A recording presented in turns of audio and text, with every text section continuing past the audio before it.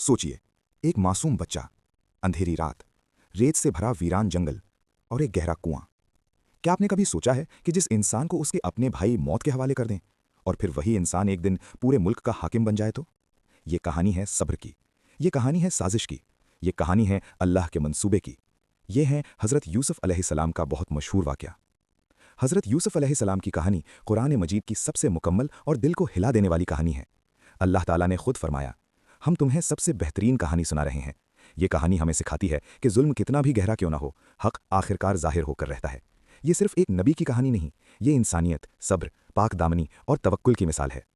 वाक़या कुछ ऐसे है कि एक रात का सन्नाटा, एक छोटा सा बच्चा अपने वालिद के पास आता है।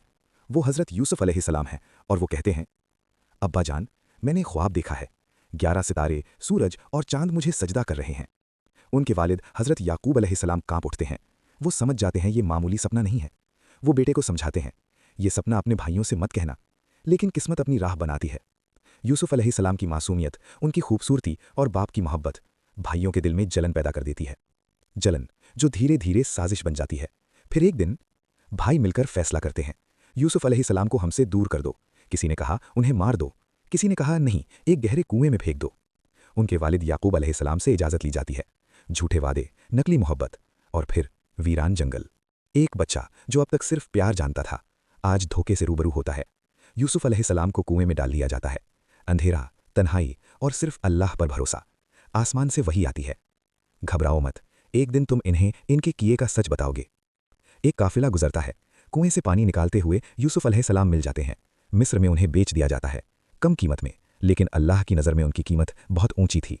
अजीज़े मिस्र उन्हें अपने घर ले जाता है, कहता है, इसकी इज्जत करना, शायद ये हमारे काम आए। महल की जिंदगी, इम्तिहान फिर शुरू।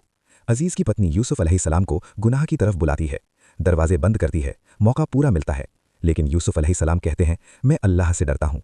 भागते हैं, दरवाज़ा खुलता है, लेकिन इल्ज़ाम लग जाता है।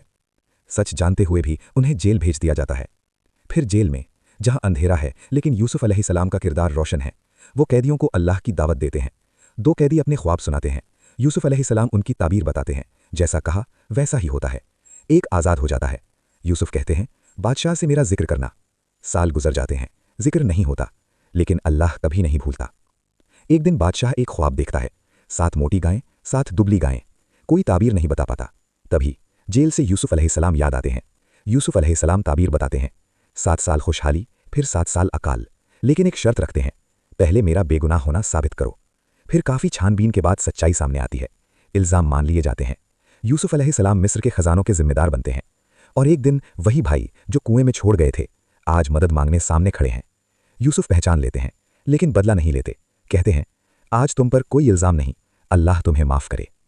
हज़रत यूसुफ अलैहिस्सलाम की कहानी हमें सिखाती है, सब्र कभी ज़ाया नहीं जाता, पाकदामनी कभी कमज़ोरी नहीं होती, माफ़ी सबसे बड़ी ताकत होती है। आज के दौर में जब धोखा, जलन और नाइंसाफ़ी आम है, यूसुफ अलैहिस्सलाम की ज़िंदगी हमें उम्मीद देती है। अगर अल्लाह पर यकीन हो तो कुआं भी तख्त का रास्ता बन जाता है।